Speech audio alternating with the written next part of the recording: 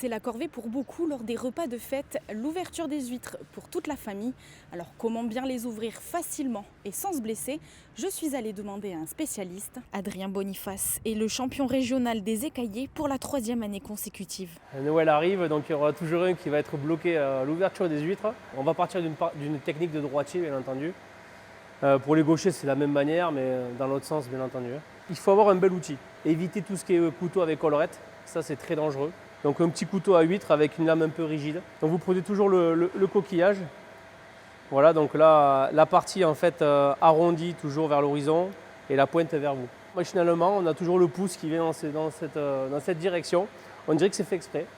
Ça tombe bien parce que la charnière de l'huître se trouve toujours au premier tiers du haut.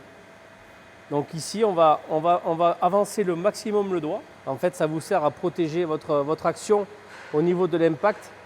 Si vous devez déraper, vous avez une meilleure prise pour stopper le couteau. Et c'est pour ça que le couteau à collerette, où on a l'impression que ça nous protège, on est toujours comme ça. Et là, si par malheur on dérape, on peut se faire mal. L'action de l'ouverture d'huître, ça va être une petite force au départ. Après, on arrête. Ce n'est pas la peine de continuer à forcer. Et on va jouer avec l'huître. C'est l'autre main qui va faire la chose. Et petit à petit, on vient chercher le muscle. Et normalement, il n'y a pas de coquille. Donc au début, on y va cool. Et après, on cherche la vitesse. Mais après.